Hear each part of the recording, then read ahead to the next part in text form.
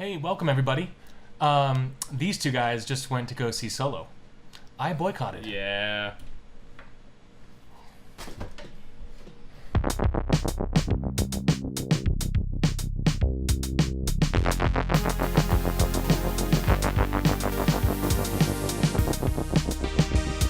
But you guys understand that's why there's a boycott. I know, but I'm too hyped on Solo. Everybody out there who boycotted, we're just talking about Solo, the Star Wars story. My two friends went and saw it. They just got back, and we're gonna talk about how maybe how good it was, or how good it wasn't. What do you guys any initial thoughts? Okay. We gotta straight up. How spoiled? How? We'll on go a 1 to 10. Total what's spoiler. the spoiler alert? Total spoiler.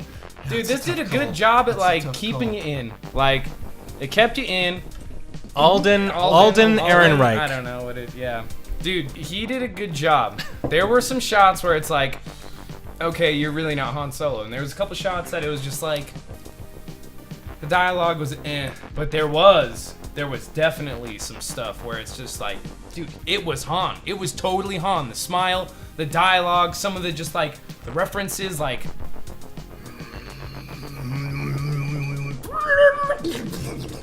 And then there was like, and then there was like, and then there was some of this like, They just barely announced a Boba Fett movie. Yeah. So you did see about that. Okay. Which, spoiler now, no Boba Fett. No Boba Fett, no reference to BobaEtt whatsoever. Did I call it? Yeah. Did I call it? I knew there would be no Boba Fett. I wanted Boba. But you know what? There was a lot of good mention to a lot of people. And let me back this up real quick here, because I don't know if you haven't seen the Boycott Han Solo video before this, we're basically picking up after Alex and I have gone to see opening night, the Solo movie. Ben here has not seen it. He's chosen wisely or maybe unwisely. We have yet to decide. For the record, I was interested. I was curious about it. However, he had multiple offers to go. There was multiple people who were going to buy his ticket. And I chose not to give Disney my money because I am unhappy with the direction that Star Wars is going. I'm unhappy with Kathleen Kennedy, and I want her out of there. Ron Howard, the savior on this one. I mean, honestly, I went into this not having high expectations whatsoever, and it was really interesting watching what Ron Howard did to pull this together and to bring, something that was really, really solid in my mind as far as a story, straight up. And it wasn't the self-aggrandizing kind of crap that the trailer was portraying, because that really just put a bad taste in my mouth from the get-go. But going into this, when it actually split up those portions of the trailer into their respective contexts, it worked out well. And there was fantastic references all throughout the particular Star Wars lineage. And while introducing cool new features, places, it had action where it needed to be. It actually lulled down into cool places like the card game between Lando and Solo, which we'll get into. I mean, it looks gritty like Rogue One was. Are you saying? Does it feel like Rogue One kind of? It felt very gritty and felt very much in the Star Wars realm. Cool. It felt a lot more Star Wars than the prequels did because they were way too shiny for me. Yeah. I respect it a little bit more nowadays that we've kind of revisited some of them, but this one felt very Star Wars. But to me, I've watched this trailer a million times, and it looks like Rogue One. I mean, it has the vibe. Okay, cool. It definitely has the vibe of Rogue One. Somebody who hasn't seen it. Two people who have seen it. And we're kind of in, Yeah, you're in the Star Wars high, and I'm. Let's let Ben. I feel awfully strange because This is the first time I've ever not been to a Star Wars film on the opening night, and we're gonna get to showing the theaters. But first of all, really quick. First off, was the theater full? Was it packed, or was it half full? How was the theater? It was not completely full. Yeah, which I was kind of surprised. It was very full, but it was not completely full. The first two rows were empty. There was seats scattered throughout that were empty, even like doubled up seats. So what planets did they go to? So they actually mentioned a lot more planets than they went to. They mentioned Corellia, Tatooine. right? Corellia. Where they started. Oh my gosh. Corellia's where they started. So Tatooine. So wait, they go to Tatooine? No, but they talk about it, and then what? That's just all. But where do they actually go? Where are the planets they actually go? They start off with Corellia.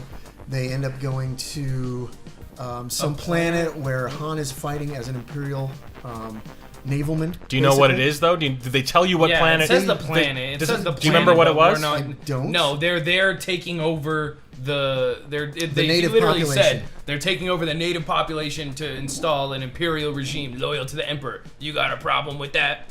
And it's like, he's like, yeah, I do. And you're like, pretty much, or he's like, no, I don't, and then walks away. But Kashyyyk. Did we see Kashyyyk? No, but they mention and talk about Kashyyyk. What happens to Kashyyyk?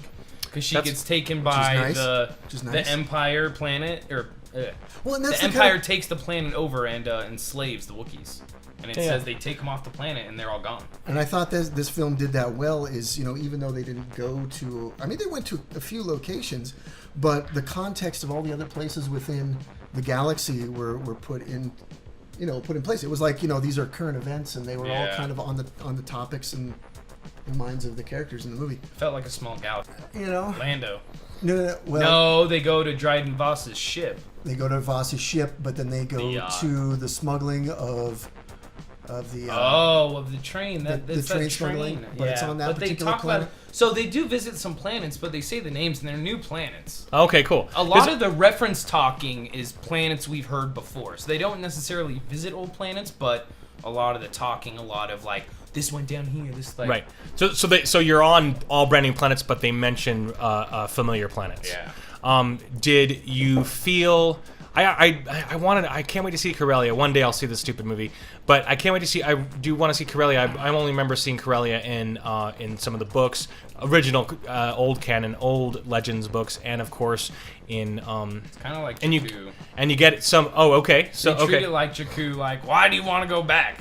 So so that's weird because well, it's just it is what it is. But in the video games, Corellia was a nice lush. Oh. It was a very well. It was a really nice. It was like it's like where you go on vacation. It's like a nice place, but apparently it's not. And there might be that weird lizard that's pretty cool. That actually. Centipede thing. That was pretty cool, I thought. Yeah. But no, this part of Corellia is definitely the dumps. At least what they show you. So there could be there could be more elements to that, but at least what they show you of Corellia, it's kind of a and crap there hole. probably is, because what you're seeing is basically where Han is being raised. He's basically just a street urchin with a bunch of other people that are basically protected and housed under a crime syndicate. Well, small, like a crime, a thug. Street level thugs, and all run by one particular individual who gets the. And it's basically a shipyard. They're basically under the shipyard. Well, that's awesome because Corellia has always been famous for its ships. So I'm glad that they're bringing that back into the canon and keeping that well. And so, I mean, I did read a lot of reviews in this. And did they go to the spice mines of Kessel? And that is a big portion of it, and it is pretty excellent. It was excellent, but it was kind of like, it didn't feel like dangerous. It didn't feel, I don't know, like even though like the whole point of the Kessel Run was that the unmined, what was the stuff called? Oh my gosh. I know, right? It was unmined fuel, space fuel, and they had to make it to a planet. And see the planet, it starts with an S. So they visited 2 planets, Kessel, and then that planet they have to take it to refine it. But the whole time it didn't, they're just like messing around. It's like, oh, Lando, go get that. Oh, whoa, man. And they're just like kicking it. It didn't feel like 12 parsecs. I don't know what 12 parsecs actually feels well, like. It's like you think, it's like they make it seem like it's so fast because the fastest they've ever done it is 20 parsecs. We'll beat that. So the Kessel compared to 20, wow. So the Kessel Run is like a distance. It's like a place to place. I always thought the Kessel Run. I thought the Kessel Run was actually like a race, like a specific name of a race. Actually, that makes sense because they're going through those clouds. So the Kessel Run is basically it's basically going through a space maelstrom or a nebula of some sort where there's actually. I thought parsecs was a distance. So there's a tunnel. That is. Go ahead. The Kessel Run is basically going from the spice mines and mining this precious ore to be refined elsewhere for the fuel that fuels hyperdrives. So what it is one particular tunnel or an opening in the maelstrom or the cloud that's in space that you can only go through. And spoiler section, Han gets into a sticky situation where he basically has to go off course. We'll find a shortcut. Yeah. And so it that's just goes and, straight and so through. and so they did say that they kind of retconned things and changed. Is this the big change? I couldn't tell you. I know, it didn't really feel at any point like there was a super big deviation off the plot. Like I thought the train was the only thing. Like the train felt kind of, I don't know, it just felt quirky that like veered off course, then all of a sudden 2 major characters that he just introduced died. That were actually pretty cool. I like that four-armed guy talking about the Wookiee. You've never slept so safely in a Wookiee's lap. That was great. Like that was good. They were kind of debating whether they should bring Han and Chewie onto the ship. Cool. And this pilot who's got 4 arms, It's like a monkey orangutan thing. Is basically like, well, I don't know, we could use some muscle on this ship, and you've never slept so well until you slept in the lap of a Wookiee. Yeah. Until they pull your arms off. That's after, Or, which what I was gotta he tell like? you, Ben, I got what I wished for. Or then he's like, you've never been to a Minoc roast. What? Like, or wow. he mentioned some other planet. He's like, Yeah. you've never been to a Minoc roast Yeah, on so such they're- and such planet. They're crazy. yeah, they talk about a lot of familiar stuff, so you're That's just cool. like, okay, That's cool. Yeah. Very cool. So, all right. So we're gonna keep this moving on. planets. So just really quick on like some of the people. Do we see Bubba? Okay. So really quick. So I call this is. Forgive me. I'm gonna gloat for 2 seconds. And this is just because I read some spoiler reviews. No Boba Fett. No Jabba. No Bosk. Right? None But of the. they mention Bosk. They talk about Okay, Bosk. that's cool. Which was cool. That's cool. But anyway, I just had to say for a second. So I called it. I knew that they would have no Boba Fett and no Jabba the Hutt. So it's just funny. And no Vader, right? No Vader apparently. You know what's really funny, Ben, is we didn't guess who actually shows up. Do you know? And we Do you could've. know? Yeah, did you see it? Did I you know. do? What? Yes, I know. Yeah, I read Spoiler like I said, I read reviews. spoiler reviews, man. I had Gosh, Yeah, I know. Larry. Yeah, So we're gonna get- to we're gonna- Razzie. We don't even get to keep you in the dark about this. to. We're gonna get to. Man. Sorry, man. We're gonna. It's okay. Well, that was the fun of it. Was to spoil Half the fun you. is leaving there. Is like, Well, yeah, you're right. He I probably ruined sorry. it. Well, I wanted to be more prepared with questions, and so that's why I was doing this. So really quickly, we're gonna get into the score. Okay, before we get into more story points, I want to talk about the score. I heard the score was actually mediocre. But this is just what people say, honestly. And they could have gotten Michael Giacchino. He's the guy who did Rogue One, and the Rogue One score was, in my personal opinion, extraordinary. Anyway, but so you're saying the score was good? I liked it. Okay, good. There was like a ton of reminiscence of A New Hope anytime we were in the Falcon, and also the Asteroid Field song. Like, God, were that good came callbacks. kept They were good kept callbacks. coming back, and then the main theme was really good too. So I don't know what. Well, just some people, I like just You know what, I some thought- people said that, so I have no idea. I probably, if you think it was great, I probably think it's great too. I just was curious. It was segmented. It wasn't, it was kind of a couple different styles. It was like when the train was going on, there was kind of non-Star Wars score going on. Like you almost didn't notice it Yeah, at first. that's and true. then when things kind of came into it, when you saw the Millennium Falcon. So I mean, This so is John true. Williams wrote the score.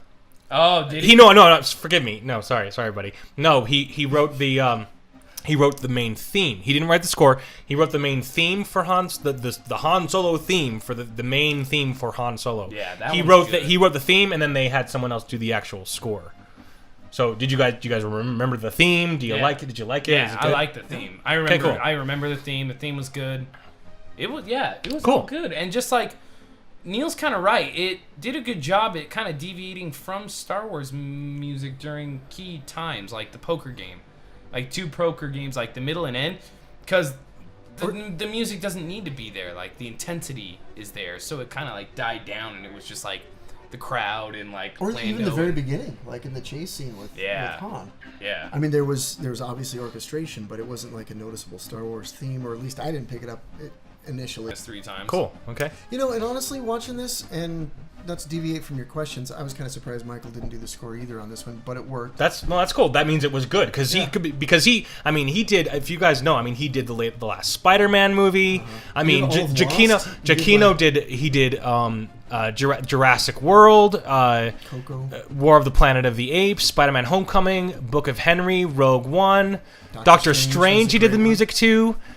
So it is. I found it interesting rather bizarre that they didn't have him do this music for this one. I'm sure he was probably busy or something. Yeah. But anyway, I'm sure it's great from what you guys are telling me anyway. Some people remind the very end with the music reminded them of James Bond with the villain, kind of a James Bond-esque thing happening there at the very end. Definitely, you know, criminal underworld and kind of spy espionage type of thing going on. There are different syndicates, mafia type things. So yeah. For me, this comes back to the famous actors being in Star Wars. Like, I get that if I was an actor and it was like, hey, there's a casting call for Star Wars, I'd be like, dude, I'm all over it. But I don't like it. Like, Woody Harrelson felt too much like Hunger Games because he was in that mentor spot. He was in the mentor spot to Han and, like, well, dude, and Scott was mentioning that with, is it Emilia Clarke? Yeah, her too. Just like, too much of Daenerys. Like, you just known her from that role for so very long that she was the same I character. didn't see that. I just smiled every time she looked at me. Smiled. I feel lucky because I haven't been tainted by the Woody Harrelson in Hunger Games because I've been watching Woody for a long time. I mean, the first time I saw him, his first real crazy breakout role was that of course, but also Natural Born Killers, and he was amazing in Natural Born Killers. Say what you want about the movie, you know, a lot of people hate that freaking thing, but honestly, I thought he was great in it with Juliette Lewis. That was fantastic. But just a real quick side note, not really a side note, we're getting back on track kind of here a little bit. So Tandy Newton, she's the one who's in Westworld. Right. She was. I didn't realize she was in this. Yeah. And then all of a sudden I'm like, oh my gosh. That's what I'm saying. Like all these. I don't know. Again, like it's something that's never gonna change. Paul Bettany, and that's cool. I mean, the Vision is playing. Whatever. It's fine. Lord. It's cool. Whatever. It's okay. It's fine. It's honestly like I love Paul Bettany. Actually, I'm excited to see him in this one day when I do see it. So he was another great role too. Okay, so let's talk about, if we're talking about actors, let's talk about Solo. So you know the spoiler. So, but we're gonna get there in a second. But I was trying to bring up Tandy Newton. I wanted to ask you guys about what you think about her sacrifice that she does here, because Tandy Newton. Oh, the scene. She's the one. She's yeah. Blows herself up. So they're. I mean, apparently they're. I mean, all they're doing is just pulling a heist, right? And she heroically kills herself. Yeah, that's the only scene that kind of felt funky. As far as like, it almost felt like it was in maybe the wrong spot in as far as the context of the movie. But I don't know, because they still like didn't trust the kid. But Chewbacca. Right, but what I mean is like specifically her killing herself over some loot. It wasn't just a loot, though. Yeah, it wasn't. You know, in this particular scenario, so why did she sacrifice herself? For Woody. No, that was part of it. For Beckett. But they all had a job to do, and if she hadn't have blown that bridge, then they would have all been dead. Because they would have made because they were actually making it to that particular tunnel that was beyond the bridge. And it was actually where the Viper droids were coming out of. And she basically was like, you either finish this job or make it happen the way it's going to go down, or everybody's going to go down. Okay, no, that's really good to know. Good for her. That's great. Rebels, like that whole like heist felt like a Rebels thing to me, because Rebels kind of does that same, like, they scope it out and then the next shot is them doing the plan. It doesn't really explain it. That's like how it went down, and it felt Rebel. I kind of liked it. And with the space whale thing, it's pretty much a space whale. They got sucked into the gravity whale black hole thing. That was cool. that was rad. No, them like coming up on that thing out of hyperspace. Yeah, that was super rad. Oh, because where the lights come up and they're all sitting in the cockpit, and then all of a sudden the lights are up and they're like, and you see them all jump at the same time. And you were talking about Tandy and we finished with that. I was just curious as her like heroic ending. Was it necessary? It sounds like it was. That's cool. So apparently the droid is like extremely annoying. Did you like the droid? Do you think it was annoying? What do you think? To come up. Oh yeah. I was waiting for this to come up. So I feel if you saw it, you would think there's a huge feminist like side. It's fine. It's okay. No, it's fine. A side tone, because it was like, and it was. So you didn't think it was, but you were like, Ben would think this is. Yeah. But you don't think it was? Because it was a female robot. It was definitely a gender-centered robot, which is fine. But it was, it wasn't just the voice. It was almost like they made the robot with female mannerisms or strut, the way her legs were kicked out to the side, so she had these big hips, or almost like these kind of. You better not say that to me again. Sauntering hips. Okay, or something like that. so she was sassy. She But was like the a thing sassy is that droid. it was the dynamic between her and Lando is what I think why they did that. Is like, but it was pretty stereotypical that they play into the black guy, black lady robot. I didn't catch thing. the black lady. Are you at kidding all. me? No, That no. was really? so there. Interesting. Like, see, that's the first thing that popped in. Oh, big hips, like the attitude, the sway. Lando was black, and like she's like, he's into me, but we can never make it a thing. Like, just like, I know you, girl. Like, it was like, dude, it was a straight, but it was cool. And then like the revolution, it's like equal rights, but it was for robots. Like, it wasn't a feminist thing. It was like the whole droid. since it was a droid. Well, so they keep saying there's was. a big hashtag going. Droids rights. We are sentient. Yeah. Here we Free go. The, droids. The Force is a droid. And then I like the scene Force, when the she female takes droid. the bolt off. Yeah, right. Takes the bolt off the little astromech and like, you're free. And it's like talking. It's like, I don't care. Free your friends or like whatever. I don't know and what then you want to do. Next thing you see is the gonk droid hitting the thing like gonk, gonk. God. Her accent is what maybe, or her vocal presentation was more that just made me think that she kind of felt a little more British, but just kind of very angry, very, very driven. People said it was grating. Grating? Yeah, like to the point where she was just like kind of. I didn't think so because you know what I liked in this one. But it explained that felt good to me was the pairings in here, because you've got Lando's smooth suaveness and she's his right hand. She's basically his co-pilot, best navigation system. Yeah, can't wipe her memory because her navigation banks are the best. Yeah, he in the basically galaxy. explains it like, I could wipe her memory and stuff like that because she's been around for so long, she hasn't had an update. And it's like he explains it and like, which is cool. But it works. It works. Their dynamic between each other kind of works out. He did such a good job. And then I think one of the cooler parts where this movie succeeded was in the fact of establishing Han and Chewie and their particular relationship and how they counterpart each other so well. That was cool to me. So it sounds to me like, just in general, this is a really quick. I'm going to say a thing before we get to the next question. But in general, it sounds to me like it's like the saga films are just like basically like we're doing whatever the hell we want. But these standalone films, they're really doing a fan service. They're really reaching out to fans. The reason I say that is because for this particular reason, the Pikes are in this movie. I didn't think we would ever see them in a Star Wars movie. That's rad. And the first time, at least I experienced the Pikes, was in I think Clone Wars season 3 or 4, or 5 even. I know what you're talking about. But that's the first time I knew what a Pike was, and having them in this movie, that's like total fan service. Like honestly, that makes me think that in one of these, Ahsoka is going to show up. That would be rad. Honestly, it just makes me think, because if they're having the Pikes in this, if they're having. Okay, so we're gonna get to that. Let's do that at the end. Let's do that at the end. Let's do that at the end. But so this was part of this is part of the suicide play too, and you would like this because the Pikes are basically on the tails of these smugglers to the point where, she's basically fighting against the droids, and the Pikes are in there trying to steal the loot from the stealing smugglers. So there's a whole three-way kind of competition going on between the things, and they play a pretty cool role in the fact that they're just like right on the tails, and they show up right at the moment where, think they're gonna get out of it. Yeah.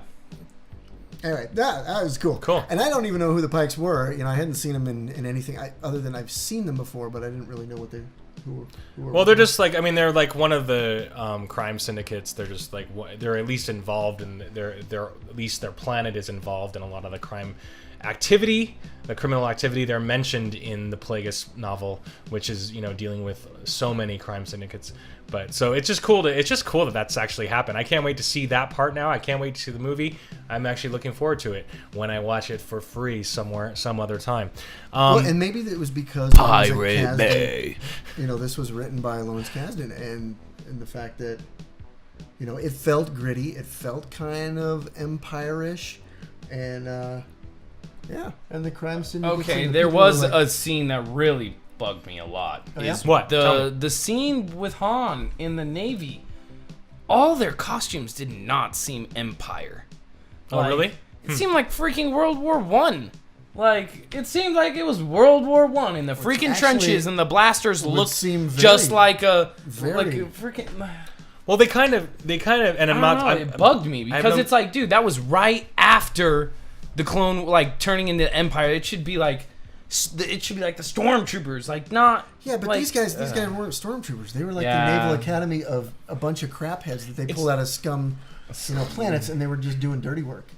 I think the cool part about this is I love the idea of new designs of Empire, new designs of this time, because the reason why personally I think it's cool because you're expanding the mythology, you're expanding you're showing that, like, because all we saw in the original trilogy was just like you said, stormtroopers and this and that, and so we saw only a very small part of the armies. It's cool to see these things because in Rogue One we got to see tons more, and it's so funny how so many people had problems with that. So many people were like, they're having these ships. The U ship, the U, and it's like, they didn't have that in the original trilogy. Why did they put it? It's like, come on, man, it's a giant galaxy. Let it be, let it breathe a little bit. That was my thing. But anyway, absolutely. So there's got to be different levels. There's got to be different degrees. But if you hate things are on, because there's plenty of planets out there who are under the control of the Empire, but the Empire doesn't necessarily spend their money. Yeah, exactly. Send out, They're not going to spend their resources. They're just going to say you're under us, and those guys are just going to I can get that. That's use what they've got. Yeah. So so before we get to the end, do you guys have any other things you want to talk about? Like, let's talk about the characters real quick. Lando just. Man, I was doubting him on camera, and I'll be the first to say, man, I find my lack of faith disturbing. Because, man, he pulled through. He was great. The mannerism, like, him recording himself, like, doing, like, a video that vlog. was actually pretty That cool. was so Lando. Like, and you're right. Like, so, when you guys see it, whatever. There were some points where you almost feel like they sampled Billy D's voice, and as well for Han, for Harrison Ford. I swear, there's a couple lines where it's a couple spots where it's like, dude, that sounds like a sample. So you were convinced that you were convinced that at some you're like, okay, this is Han, I accept it. You were to that point. Yeah. Well, and two, honestly, as it started getting into it, I wanted to. I was like, come on, like I want to. But again, there were definitely some scenes that. I don't know. It was almost like his facial structure. Certain angles were like, oh man, that's perfect, and then others, you're just like, I just think every time I see him like walk around with Chewie, it's like he's like half the height of Chewie. He's just too short. I'm sorry. It's like Han Solo is a tall dude. Harrison Ford's a tall dude. He's he's like 6'2". Yeah. So I felt like he did a good job. Like I said in the last, That's getting great. into this, great. He was the least of my expectations, I guess. Because I was like, yeah, whatever. I don't think he looks like Harrison. I definitely don't think he sounds like Harrison. And I think the push it thing that we saw in the beginning of that trailer just made me like, oh man. He does not say that. I don't know if I'm going to be able to take this. He does say punch it, which is so nice. That was nice. Oh, that was punch it. Yeah, that's right. Punch it, Chewie. Because he says push it in the trailer, doesn't he? Okay. So, and that's what was bugging us, but no, he definitely. But there is no. I have a bad feeling about this. It wasn't that. And there was no R2-D2 and C-3PO. So this is the first Star Wars movie. Yeah. Even though they were, there was an Astro Droid. There was an Astro Droid and a Protocol Droid. Yeah. And it's the first movie with is there a lightsaber in the movie? Not a single lightsaber. Well, I take that back. There is one. But there's oh my gosh, there is one lightsaber. Okay. So I guess I was like, yeah, he's right. And we thought They did that on purpose. They had to have done that on purpose, dude. They're like, dude, there's no. Like, dude, he ignites the double blade, and you're just like, oh. Who does double blade? You telling me that Kylo Ren was in this movie? So just really quick, before we get into the very last bit of it, I'm gonna show these guys just the theaters and show that, because I know they've always given me crap about boycotting, so I'm gonna show them the theaters, and I'm gonna put the screenshots on here to kind of show you guys too as well, kind of the screenshot. This is so it's Thursday now, and we're looking at Friday and Saturday. Okay, so this is Friday and Saturday, tomorrow and the very next day. Normally, we would see these theaters filled. Normally, we would see these theaters filled. This is Star Wars. And so that one has a good amount, but not that one. That one's like empty as Yeah, but they would normally be all filled. This is Friday and Saturday night of the opening weekend of Star Wars. So this is Friday. Okay, that's Friday. That theater's completely empty. This is just the night. This is like 6 and 7. There's a 7:40, but I didn't look at that one real quick. We're gonna look at that 7:40 one. These take a little bit but look at that 7:40 p.m. Look at that. Not even half full. That's interesting. Right. Like, now... Look at this, Abe. This is all This isn't the night of. This is Friday. I'll give it that, but I will say Star Wars fans historically have, like, bought tickets. The point is that I'm making is that these are normally already purchased. These are already purchased tickets normally. I would like to see how this would have looked right next to Rogue One on that. It would be interesting to see. So real quick. So that was all Friday. And there's more. I just didn't open all of them. I was just showing you that. Well, I'm showing you that this is So it does show that fans are less invested up front. Well, it's yeah, exactly. The point I'm telling you, the boycott is working. Look at this crap. Look at all these. I mean, if you look at this is just the prime times. I mean, 9:40 is sold out. There are a few sold out theaters, but the point is that all of these should be filled.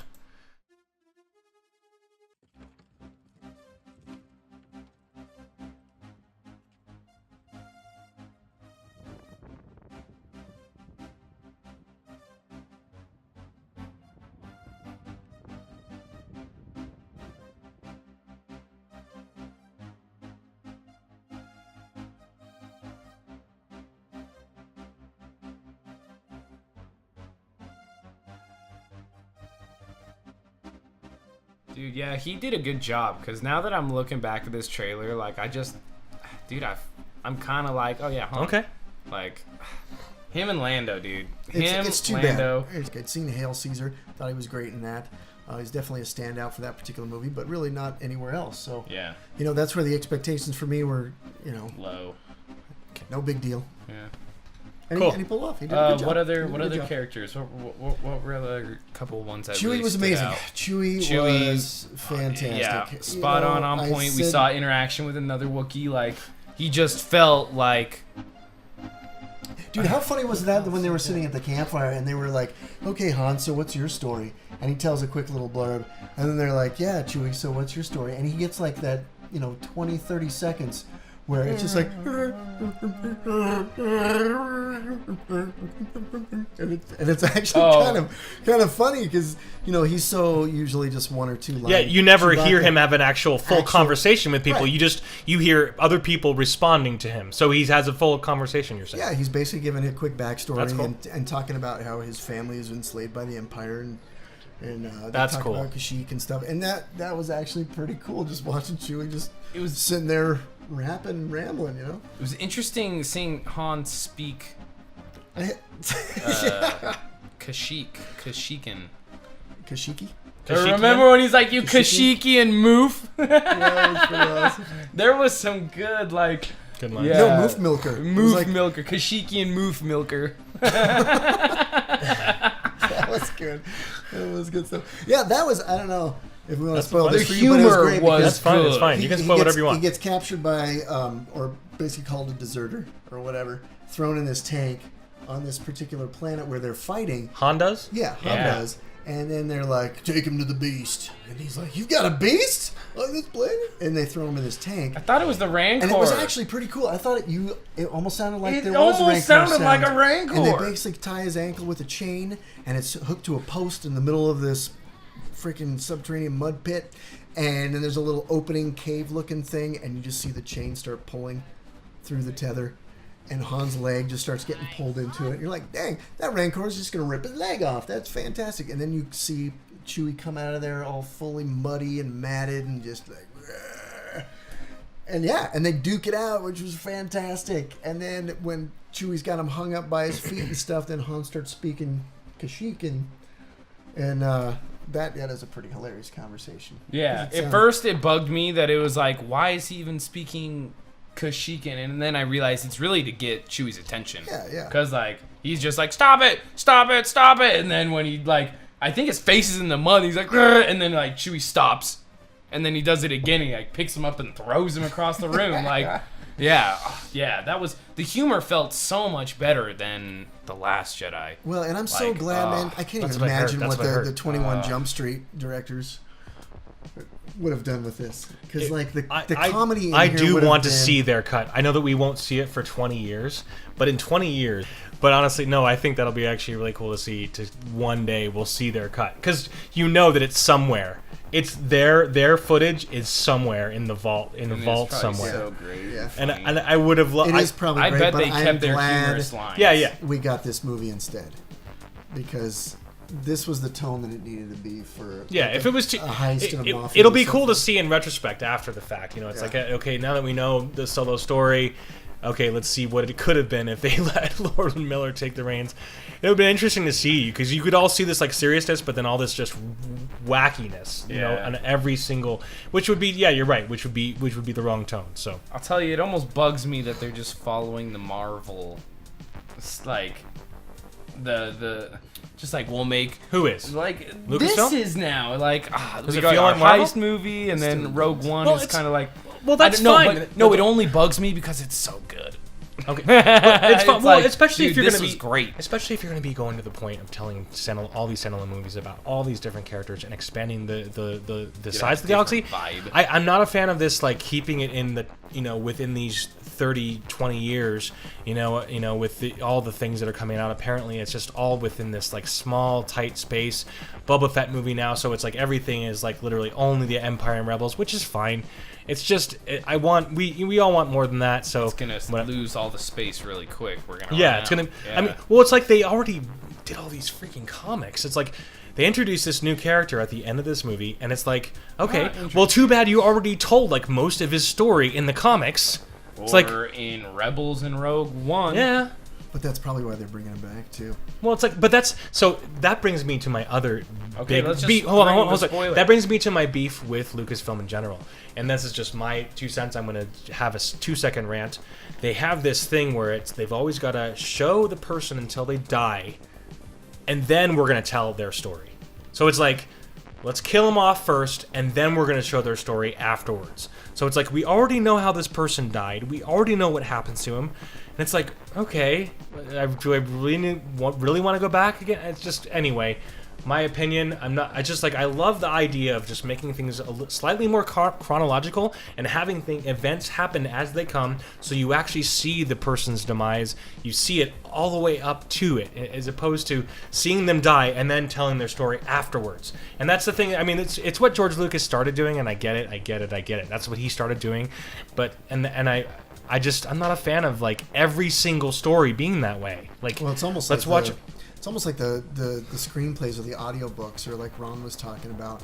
You know, hey man, when you go back and listen to the Last Jedi audiobook and stuff, they expand on it so much more, and it's so much better because they go into these parts, and that may be cool, but I always just think that's pretty cheeseball. It's You've lame. already seen the movie, and then it's like, let's go back and expand on it so it actually makes sense, or it actually is right. cool. And if it made sense, they would have made sense the first damn time around. Yes.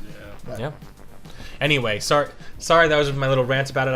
I think I would love to see some forward storytelling and some forward thinking rather than show the end and then backtrack. Okay. That's anyway. So who's alive? So speaking of showing the end and then backtrack, we already saw this person die in Rebels, and now we see him at the end of this movie.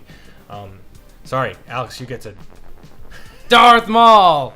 Man, when it first pulled up, and I really thought it was gonna be Jabba. I really thought when it pulled up the hologram and like the way the camera angle, like you knew it was like a bigger figure. Like it almost made it look like it was gonna be Jabba, because it was almost at first the cloak, so it had like his shape of the head, and it's like the way the camera was moving in. You're like, oh, who is it? But then like you hear the first line, and you're like, oh, that's not Jabba. Wait, and it was Sam Witwer. It was Sam Witwer. Sam Witwer was Maul's voice. We watched the credits. We watched the credit. But That's Rey was Maul. because like man, when his face popped up, you were like, that's Maul, like that's Phantom Menace Maul.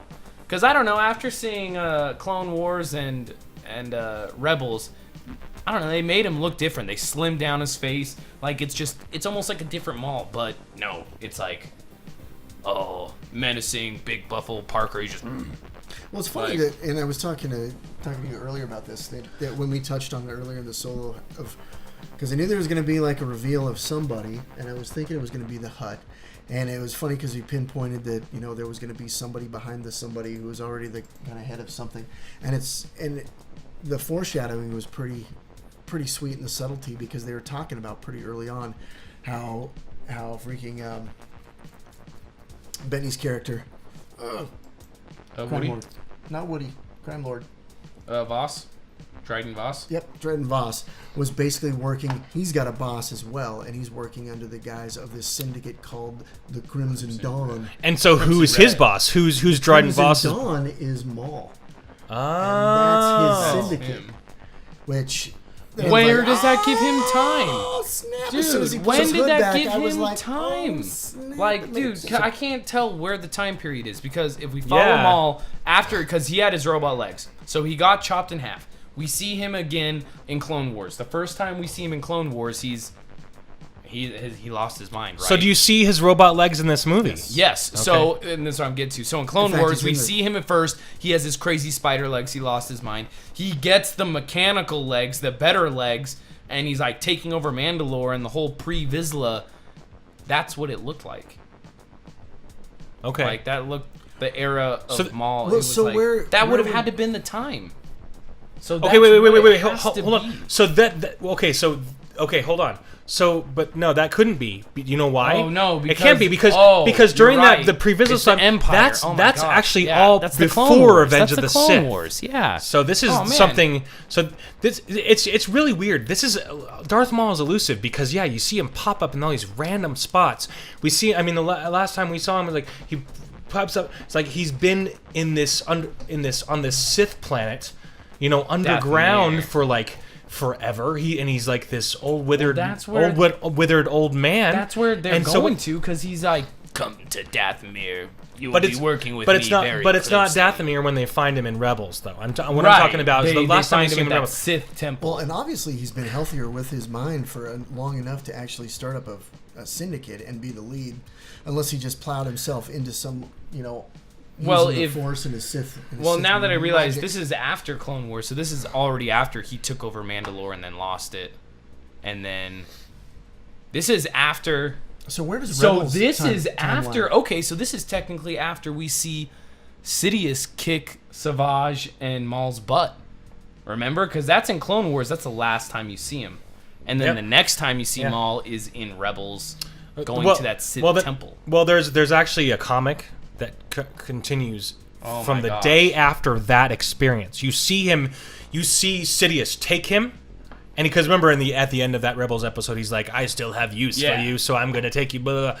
So they show you where they take him. He takes him to this like place, and he has him imprisoned, and then Mandalorians actually break him out. And so he's fighting alongside Death Watch and Mandalorians and everything. And that whole comic is actually really cool. It's a darn shame that wasn't a freaking Clone Wars episode story arc, because it is awesome, because they break him out because Sidious has to take off and do his thing and do his so that's what must Palpatine his thing. But crime it's syndicate so must good. Be. It must be the mixture of the Death Watch, him taking over Mandalore. Yeah, it's like, dude, Maul's been all over the place. Holy cow! It's wild to see him there. It's so wild to see that, like, dude, this is one of the first big characters we've seen come from the TV series onto the screen. Well, and so many people have been, talking about this, how it's literally all the diehard fans have been speculating, saying we'll never see Maul in a movie again, because all the casual fans think Maul's dead, because at the end of they just think he's dead. They don't know because they don't watch Clone Wars, and so it's like they wanted to keep them that separate. But for them to show Maul in this movie, that is groundbreaking, and way fun. It's really exciting to me. I'm blown away by that. The way they left it, though, we will see him again in a movie. Like, they left it so that we won't... You don't think so? They left it so it's totally like we won't see Solo number 2, but... We'll see Boba Fett. So you think... He's a bounty hunter in the Syndicate underworld life, and sure enough, dude. Yeah. Dang. Dude, if they want to serve us right, man, make a freaking Maul movie.